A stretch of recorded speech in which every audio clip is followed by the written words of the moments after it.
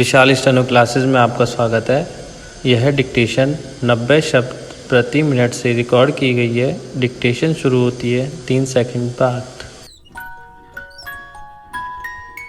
उपाध्यक्ष महोदय, अपने भाषण में उन्होंने कहा कि मैंने आज तक ऐसी गरीबी के दर्शन नहीं किए जैसा कि मैं देख रहा हूँ।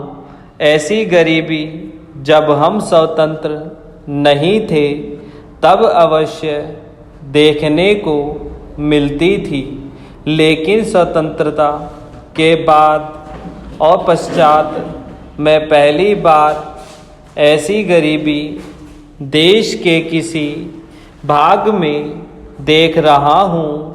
देश के विकास के काम को बढ़ा कर ही ऐसी गरीबी हम हटा सकते हैं। सरकारी उद्योगों की स्थिति अजीब है।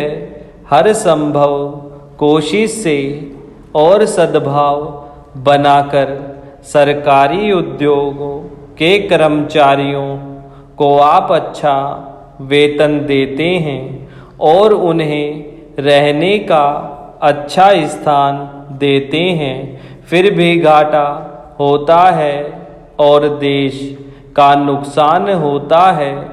कारण क्या है?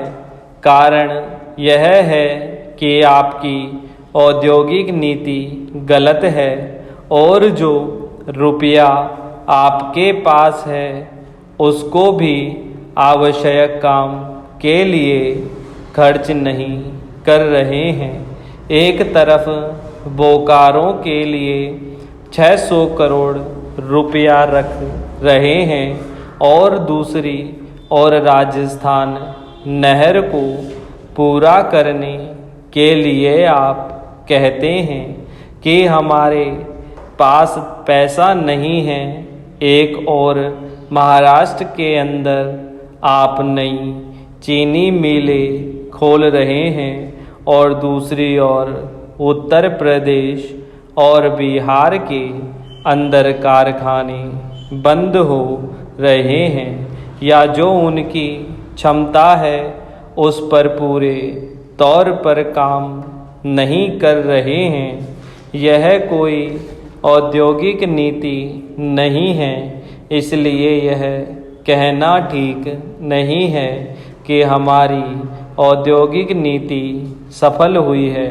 मंत्री महोदय कहते हैं कि वे सिंचाई के लिए एक सिंचाई आयोग बनाएंगे।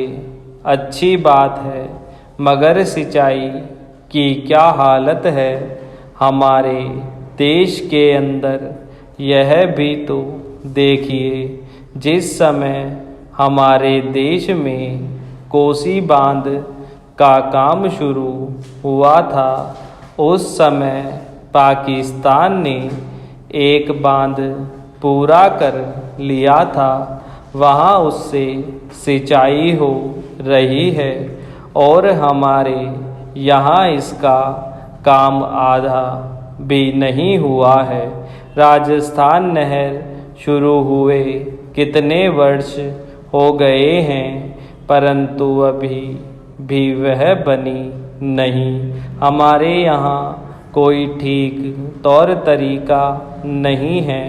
मंत्रियों और सांसदों के मकानों के लिए करोड़ों रुपए निकल सकते हैं, मगर देश के उद्योग के लिए, देश के किसान और मजदूर के लिए जो रुपया चाहिए वह नहीं मिल सकता। उसके लिए रुपया नहीं दे रहे हैं। यह कोई औद्योगिक नीति नहीं है, यह एक खिलवाड़ किया जा रहा है। मैं कल सदन को बतला रहा था कि कुछ सड़कें विश्व बैंक की सहायता से बनने वाली थी। स्टॉप।